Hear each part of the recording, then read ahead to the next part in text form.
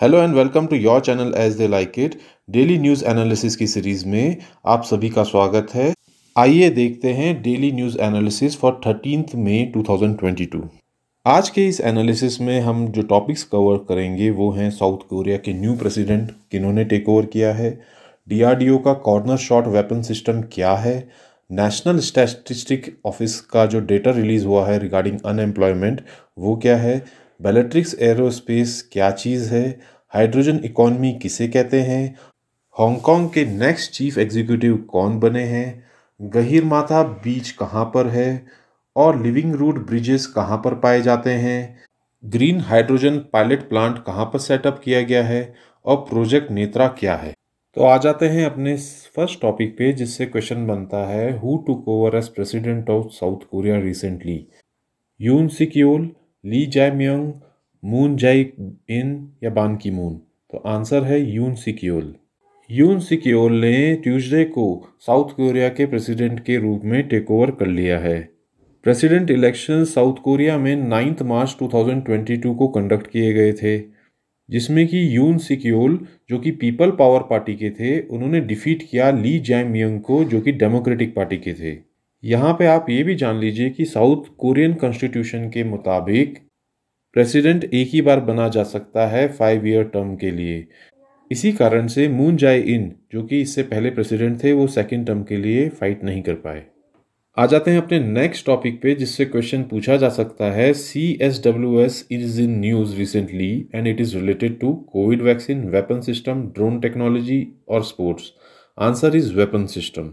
Corner shot weapon system CSWS एक weapon system है जो कि डिज़ाइन किया गया है बाय DRDO और ये एडवांस स्टेज में है to be inducted by CRPF and Jammu and Kashmir police. Corner shot weapon system एक स्पेशल पर्पस वेपन है जो कि डिज़ाइन किया गया है armament research and development establishment ARDE Pune द्वारा। इसका मेन पर्पस है एनिमीज को टारगेट करना जो कि छुपे होते हैं अराउंड द कॉर्नर्स।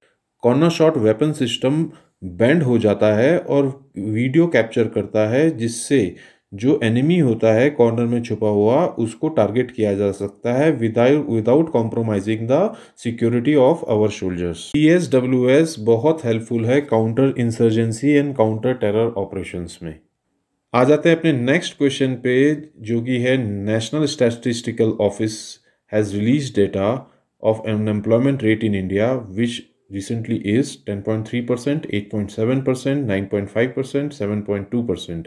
तो आंसर इज 8.7%। आइए देखते हैं। NSO ने unemployment rate of people above 15 years जो है उनका डेटा रिलीज़ किया है, जिसमें कि अनएम्प्लॉयमेंट रेट स्लिप हुआ है यानी कम हुआ है 10.3% से 8.7% बिटवीन अक्टूबर टू दिसंबर 2021। ये अनएम्प्लॉयमेंट रेट अर्बन एरियाज़ के लिए बताया गया है। अगर मेल्स की बात करें तो अनएम्प्लॉयमेंट रेट 8.3% रहा कंपेयर टू 9.5% जो था अक्टूबर टू दिसंबर 2020 में। अगर फीमेल्स की बात करें तो अनएम्प्लॉयमेंट रेट जो है फीमेल्स में इन अर्बन एरियाज़ वो भी डिक्लाइन हुआ from 13.1% to 10.5% with in the same period. Let's come to the next question. Environmentally friendly satellite propulsion system is recently tested by Bellatrix Aerospace, ISRO, NASA, ESA। का answer है Bellatrix Aerospace। आइए देखते हैं ये खबर। Bellatrix Aerospace ने recently successfully test किया है environmentally friendly satellite propulsion system जो कि देता है 20% increase in fuel efficiency compare to the hydrogen dependent fuel system जो अभी यूज़ होते हैं। इसरो ने भी हाल ही में कहा था कि वो कोशिश कर रही है ग्रीन फ्यूल को इस्तेमाल करने के लिए इन द फ्यूचर फ्लाइट्स, और ऐसे में बेलेट्रिक्स एरोस्पेस द्वारा ये सक्सेसफुल जो टेस्ट किया गया है बहुत ही प्रॉमिसिंग है। यहाँ पे ये भी जान लीजिए बेलेट्रिक्स एरोस्पेस जिसका हेडक्वार्टर बेंगलोर में है ये Indian private aerospace manufacturing and satellite firm है जो कि सेटअप हुई थी 2015 में, और बेलेट्रिक्स एरोस्पेस का एम है लॉन्च करना चेतक जो कि इसका अपना रॉकेट है by 2023। Now let's come to the next topic, जिसमें क्वेश्चन आ सकता है which of the following is incorrect about hydrogen economy. A economy that relies on hydrogen as the commercial fuel. B. Hydrogen is a zero carbon fuel. C. It can be produced from renewable energy sources like solar and wind. It is saving of hydrogen for future. तो इस question में जो incorrect statement है वो है D. आइए जानते हैं ये टॉपिक। क्या होती है हाइड्रोजन इकॉनमी? हाइड्रोजन इकॉनमी वो इकॉनमी होती है जो रिलाई करती है हाइड्रोजन पे एज अ कमर्शियल फ्यूल, और ये हाइड्रोजन एनर्जी जो है वो substantial amount of Nations energy का पार्ट होगी। हाइड्रोजन को जीरो कार्बन फ्यूल भी कहा जाता है और इसे कंसीडर किया जाता है as an alternative to fuel, और ये की सोर्स ऑफ क्लीन एनर्जी भी है। हाइड्रोजन को रिन्यूएबल सोर्सेज ऑफ एनर्जी जैसे कि सोलर और विंड एनर्जी से भी जनरेट किया जा सकता है। Now let's go to the next question. Consider the following statements. John Lee Kachiu has been confirmed as Hong Kong's next chief executive. 2. He will replace Carrie Lam. A. Both are correct. B. Only one is correct. C. Only 2 is correct. D. None is correct. तो answer is both are correct. John Lee Kachiu confirm हो गए हैं as a Hong Kong के next chief executive, जो कि replace करेंगे Carrie Lam को। John first ऐसे सिक्योरिटी ऑफिशियल होंगे जो कि होल्ड करेंगे चीफ एग्जीक्यूटिव की पोजीशन ऑफ द हांगकांग। आ जाते हैं अपने नेक्स्ट क्वेश्चन पे। Olive ridley turtles visits Gahirmatha sanctuary which is located at Odisha, Andhra, Tamil Nadu, West Bengal. Answer is Odisha. आइए जानते हैं ये खबर। लगभग 2.5 lakh olive ridley sea turtles Gahirmatha marine sanctuary में आए हैं। Olive ridley turtles Gahirmatha sanctuary में हर साल एग्स ले करने आते हैं। Gahirmatha marine sanctuary Odisha coast पे लोकेटेड है। ऑलिव रिडली सी टर्टल्स को पैसिफिक रिडली सी टर्टल्स भी कहा जाता है और ये पाए जाते हैं वार्म एंड ट्रॉपिकल वाटर्स में, प्राइमरीली पैसिफिक और इंडियन ओशियंस में।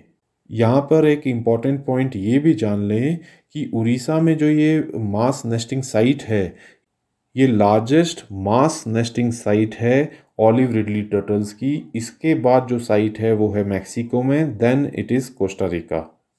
ऑलिव रिडली टर्टल्स द्वारा जो ये सिंक्रोनाइज्ड मास नेस्टिंग की जाती है उसको अरीबडास भी कहा जाता है। Olive ridley turtles vulnerable category में आते हैं इन IUCN रेड लिस्ट और appendix 1 in CITES and schedule 1 of wildlife protection act 1972। Now let's see the next topic. Living roots bridges are found in north east, south India, northern Himalayas, Satpuras. Answer is north east. Living root bridges इसलिए news में आए क्योंकि zoological survey of India ने कुछ green rules बताए हैं regarding living root bridges, ताकि इनको वर्ल्ड हेरिटेज साइट टैग मिल सके by the UNESCO. Living root bridges generally Meghalaya में पाए जाते हैं। ये सिंपल सस्पेंशन ब्रिज हैं जो कि लिविंग प्लांट रूट से बनाए जाते हैं। इन ब्रिजेस को लोकली जिंकिंग जिरी भी कहा जाता है। लिविंग रूट ब्रिजेस की खास बात ये होती है कि जब तक जो पेड़ है वो जिंदा और हेल्दी रहता है तब तक उसकी रूट्स जो ब्रिजेस में काम आती हैं वो नेचुरली थिक होती रहती हैं और उससे जो ये ब्रिज होता है नेचुरली स्ट्रेंथन होता रहता है। ये ब्रिजेस जनरली खासी और जयंतिया ट्राइब्स बनाती हैं in the Meghalaya plateau. Now let us come to our next topic. Recently India's 99.99% pure hydrogen pilot plant was set up at Jorhat, Dwarahat, Hampi, Tirunelveli. Answer is Jorhat. आइए जानते हैं ये पूरी खबर। इंडिया का first 99.999% pure hydrogen pilot plant setup किया गया है ऑयल इंडिया लिमिटेड द्वारा at Jorhat pump station in Assam. इस प्लांट की इंस्टॉल्ड कैपेसिटी है 10 किलोग्राम पर डे। ये प्लांट ग्रीन हाइड्रोजन प्रोड्यूस करता है यूजिंग AEM टेक्नोलॉजी, जिसको कहते हैं anion exchange membrane electrolyser array technology. और AEM technology first time India में इसी प्लांट में यूज़ हुई है। Now let's come to the next question. Netra project is related to army, ISRO, rural development, night vision binoculars to BSF। तो answer is ISRO. आइए जानते हैं ये पूरी news. Project Netra stands for network for space objects tracking and analysis project.